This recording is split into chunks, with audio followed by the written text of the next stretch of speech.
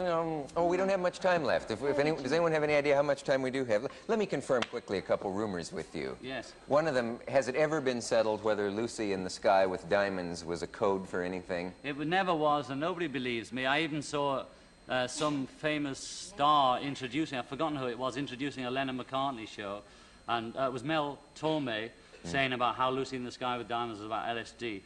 This is the truth. My son came home with a drawing and showed me this strange-looking woman flying around. I said, what is it? He said, it's Lucy in the Sky with Diamonds. And I thought, that's beautiful. I immediately wrote a song about it. The song had gone out, the whole album had been published, and somebody noticed that the letters spelt out LSD. And I had no idea about it. And, of course, after that, I was checking all the songs to see what the letters spelled out. Yeah. They didn't spell out anything, none of the others, and it wasn't about that at all, you know. They could do that with Eleanor Rigby. But nobody believes, you see. Yeah. Stood for there was Henry the Horse in a song I wrote called Mr. Kite. The lyrics, which I got most of it off, was an old poster for an old-fashioned circus, you know, from the 1800s. And it was all about Pablo Fanke's fair, and the horse was there. And they said Henry the Horse was horse, which I didn't know anything about then, you know. And Happiness is a Warm Gun was another one, they said, which was banned on the radio. They said it was about shooting up drugs.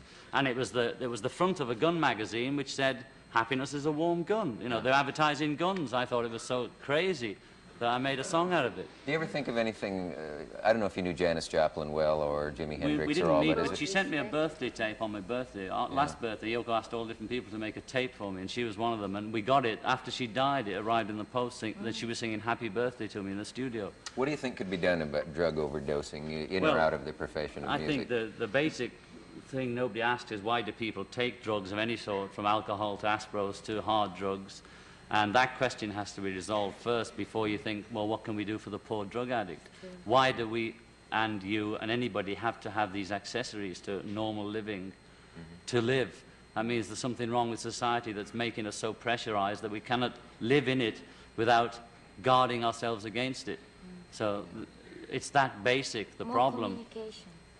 I think if people are allowed to be a bit more free and express themselves, they wouldn't have to inhibit themselves by taking drugs to not be hurt. People take drugs and drink so as they don't feel what's going on around them. Total freedom for everybody is our goal, you know. That way, you know, it will be a utopia. People are frightened of freedom. They think freedom, oh, there'll be excesses. Of course there would be excess to an extent, and then it would settle down. The way the porno films don't pull so many people in now. So what? It'll level out. And all forms of freedom will be the same as that. If people are allowed to be completely free, it will level out, and people would be less inhibited and not be frightened of each other and wouldn't have to take drugs to prevent being hurt by each other. We're almost out of time. Was that your house, by the way, in the film? That's our house, yeah. I just wish to mention that my son visits me every weekend at that house, which is a beautiful home in Ascot with 80 acres of ground. Yoko's daughter is not allowed to visit us because her ex-husband won't let her see her own daughter.